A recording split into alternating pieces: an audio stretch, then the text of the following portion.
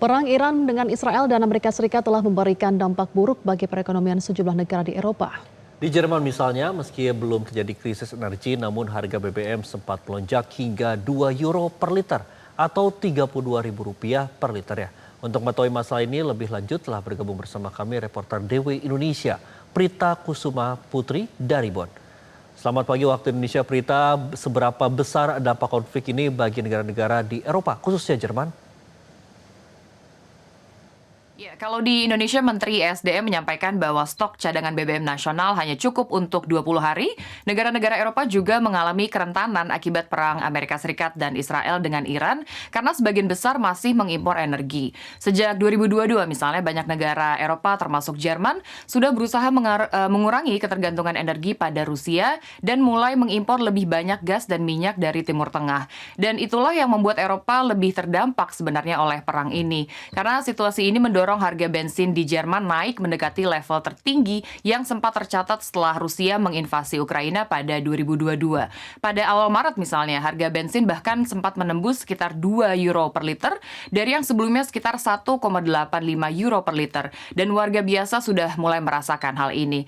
Dan kenaikan ini pun terjadi saat stok gas Eropa berada pada level yang relatif rendah. Dan Qatar yang memasok sekitar 1/6 kebutuhan gas Eropa sekarang sudah tidak bisa mengekspor gas alam cair lewat Selat Hormuz karena selat ini sudah diblokir oleh Iran. Jadi bukan hanya harga minyak, harga gas juga ikut melambung sebenarnya. Lantas berita sektor mana yang paling terdampak di sana?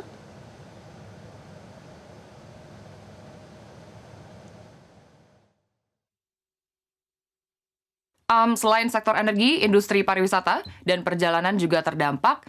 Sektor logistik sekarang merasakan gangguan besar. Banyak perusahaan asuransi membatalkan perlindungan risiko perang untuk perusahaan logistik, dan ini mempengaruhi keputusan bisnis mereka. Dua perusahaan pengiriman besar, misalnya Maersk dari Denmark dan Hapag-Lloyd dari Jerman, juga terpaksa mengubah jalur kapal mereka mengelilingi Tanjung Harapan di Afrika Selatan. Jadi konflik ini bukan hanya memengaruhi Selat Hormuz, tapi juga terusan Suez. Akibatnya apa? Biaya pengiriman barang naik karena jalur yang ditempuh ini menjadi lebih panjang. Jadi yang jadi perhatian sebenarnya bukan hanya harga bahan bakar yang melonjak, tapi juga biaya pengiriman barang yang ikut naik.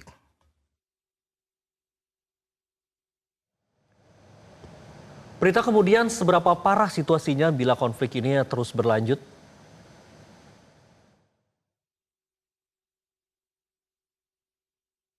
Salah satu kekhawatiran utamanya adalah dampak terhadap harga barang untuk konsumen akibat inflasi. Tapi di Eropa, kekhawatiran sebenarnya tidak berhenti sampai di situ saja.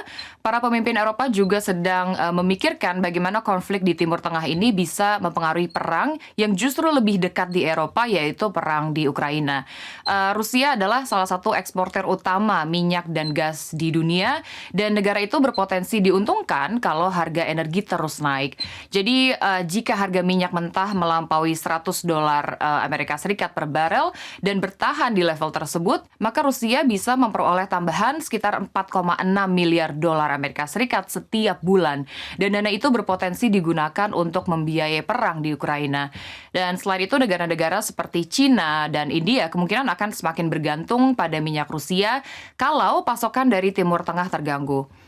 Amerika Serikat bahkan sudah memberikan izin khusus selama 30 hari untuk India untuk bisa membeli minyak dari Rusia.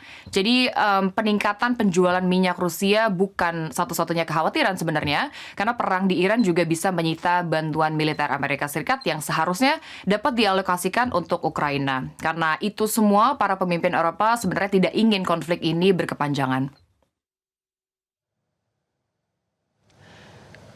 Baik, Prita Kusuma Putri, terima kasih atas laporan Anda dari Bonn, Jerman. Selamat kembali bertugas.